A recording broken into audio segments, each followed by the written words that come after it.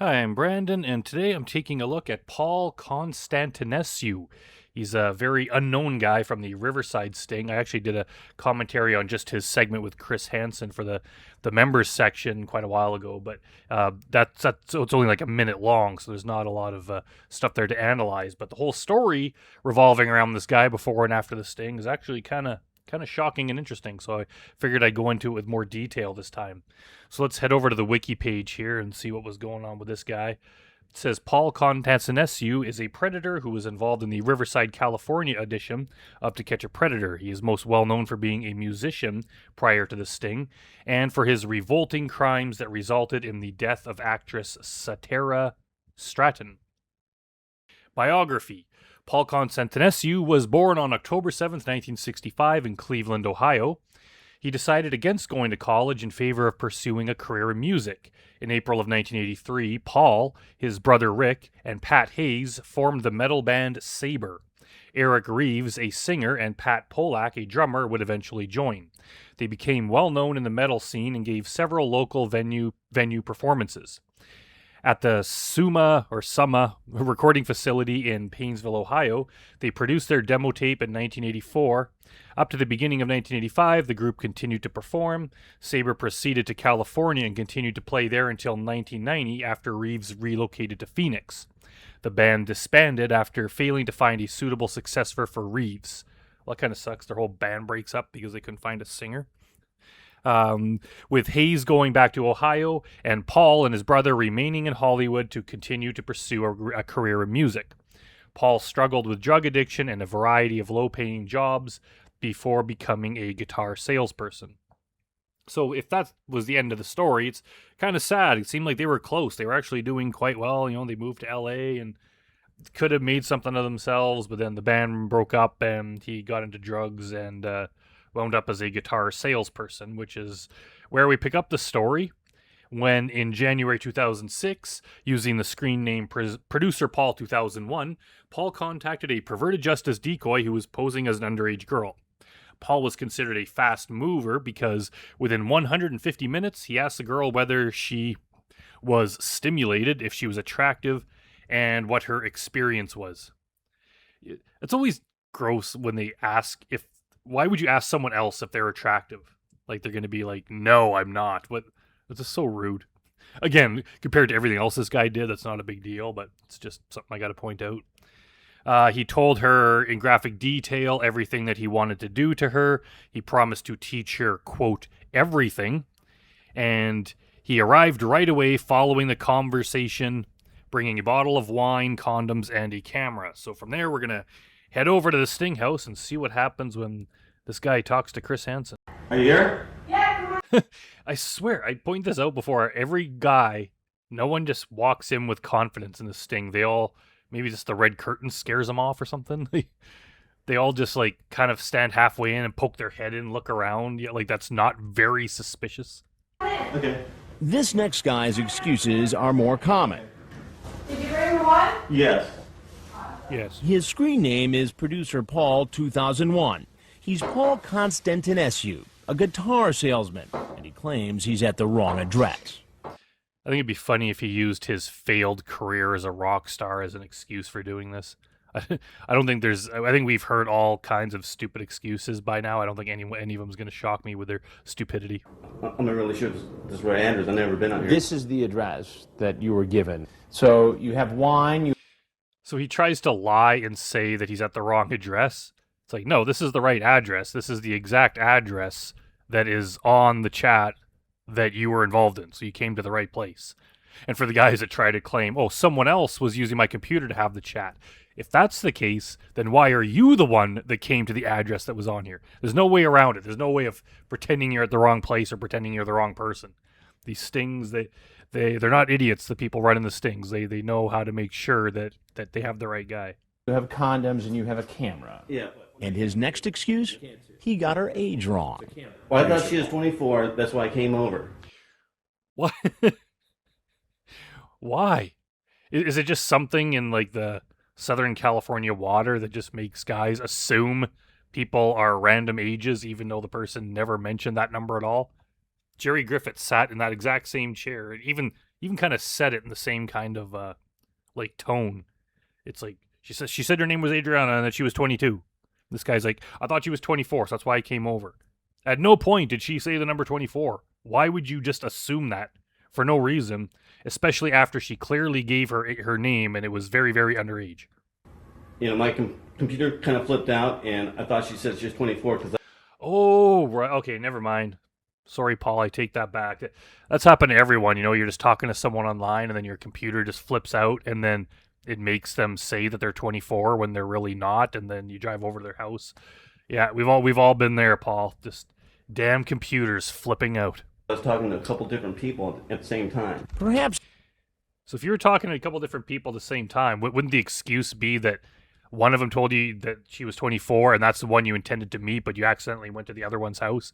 That might be believable. That is nothing. It's not believable, but that's closer to being believable than your computer flipped out and told you 24 instead of underage.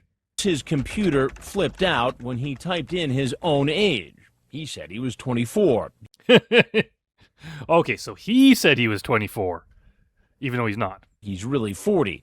And as for the decoy, the chat log shows she told him she was 30. There you go. There's no way around it, Paul. I'll teach you everything, okay, baby? You know, I'm sorry, sir. I'm in the wrong place. All physicians. You're not in the wrong place. You're definitely not in the. Well, I mean, in a way, in a certain way of speaking, yes, you're in the wrong place. You're somewhere you shouldn't be. But you didn't come to the wrong house. You came to the house that you intended to come to. And technique. Producer Paul 2001 leaves. And you know what happens next. All right, let's head back over to the wiki page to see what happened after this. This is where it gets kind of crazy. It says Paul was charged with 2 felonies. His bail was set at $50,000. He tried to fight his case for 4 years before ultimately pleading guilty on December 14th, 2099 to both charges. He was sentenced to 3 months in jail, 3 years of probation, lifetime registration as an offender, and had to pay fees and fines. His sentence was extended through February 2010 and finished in April.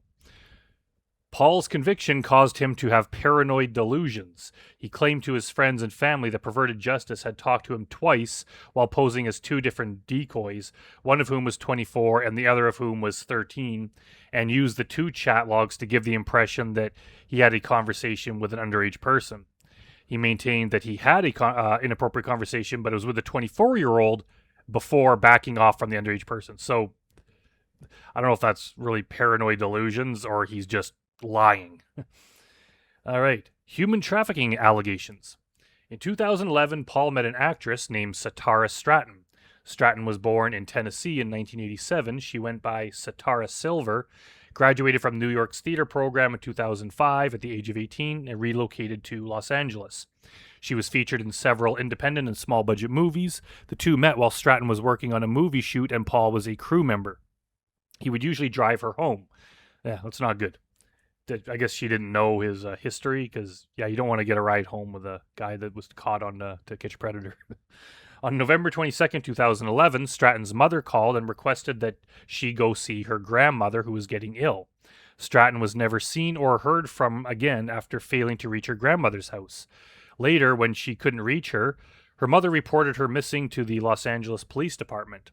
Although Stratton was registered as a voluntarily missing adult by LA police, her mother believed that she had been kidnapped and was being imprisoned by Paul. Being the last person to have seen Stratton alive, Paul was wanted by authorities for questioning, but wasn't charged with anything. Paul kidnapped Stratton 4 times and conspired with others to drug her, assault her, and hold her captive. In one instance, Stratton's family put her in a rehab facility. Paul removed her from the rehab facility and took her for 4.5 days. Like, you're just allowed to go in and not being a family member or related to this person in any way. You're allowed to just go into a rehab facility and take someone away. That's kind of scary. Friends helped get her back and checked her into another hospital. Paul eventually found her again, and that time she was imprisoned in his residence in Los Angeles for 4.5 months. Paul lived in the back of apartment of a business called Hollywood Rubber Stamp Company, a company his brother owned. She would be frequently assaulted by several men, including Paul, forced to hide in a hole in the wall while receiving heroin injections, and subjected to physical violence while allegations of her being trafficked in South Korea circulated. The two were frequently running out of money and were bouncing among motels while Stratton finally persuaded Paul to allow her to go to the hospital under increasing pressure from the cops finding out of her disappearance. On March 15th, 2012, Stratton was discovered alive in Beverly Hills Cedars-Sinai Medical Center, where she was receiving treatment for several wounds. She had hair that had been ripped from her skull in clumps, cigarette burns on her arms and shins, and scars on her arms that appeared to be the result of fingernails being dug into them. Paul was held without bail at the LA Metro Jail on March 21st, 2012 on suspicion of a drug offense and violating his probation. So after everything he did to her, he was held on a drug offense and for probation violation. Although Stratton's disappearance was investigated by authorities for probable foul play and strange conditions, Paul was not criminally charged. Eventually, Paul returned to Ohio after evading his offender registration. Like, how after all that is he not criminally charged? Like, good Lord. Aftermath. Paul's brother shut down his business and relocated to Tennessee. Stratton was never able to recover from her drug addiction and died on February 4th, 2017, at the age of 29 from an overdose. Paul had eluded capture in Ohio and was still wanted by the Riverside County Sheriff's Office. He would eventually be found and ordered to register again. In January 2023, Paul moved out of California and is now a registered offender in Florida. Joey of Joey's TCAP channel obtained a phone number belonging to one of Paul's ex-bandmates and interviewed him. He claimed that the chat log Paul showed him was completely different to the one that he was convicted for, as well as casting some doubts over the extent of Paul's influence over Stratton. So is this guy just like sticking up for his former bandmate? Because they don't do that. Perverted Justice or the police don't do that. They don't have one chat where it's an adult and then switch it out to try to trick guys. They just don't do that. So if Paul showed him a completely different chat log, it's likely he just altered it himself to make himself look innocent. And if all that stuff is true over everything they did to this poor girl and she was in the hospital, I don't think it's they're exaggerating what he did to her, but whatever. Let's continue. Regardless, he agreed that Paul is a troubled person who absolutely should not have supplied a fellow drug addict with heroin.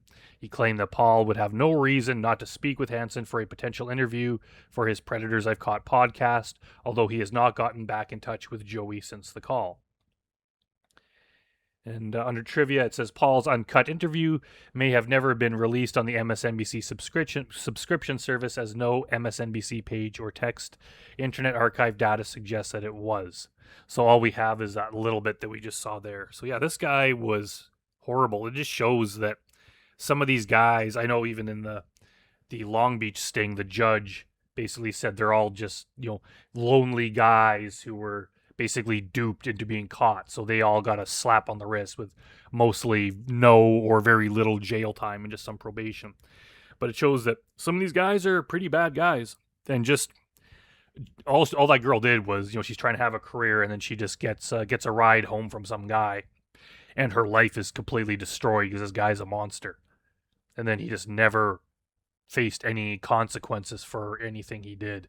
That's kind of a miscarriage of justice in my mind. So yeah, this guy's pretty horrible, and it's just funny that he's basically unknown. Like, he's definitely not a popular predator. You never hear him spoken about, but overall, he's one of the worst guys. So, all right, well, I appreciate everyone watching. If you want to help support me, you can sign up for the members area. I got exclusive videos coming there all the time. And over on Patreon, I have multiple videos coming up a week. I do all the takedown with Chris Hansen's and all sorts of other stuff that I can't do here on YouTube. So I think it's $3 or $4 a month, and I hope it's well worth it to give you guys a whole lot of extra entertainment. I'm trying to ramp up what I'm doing over there on Patreon and put up a lot more videos. I have my first female predator I covered a couple days ago, and I'm doing all sorts of cool stuff over there. So I really appreciate you guys supporting me, and I thank you for watching, and I will see you all next time.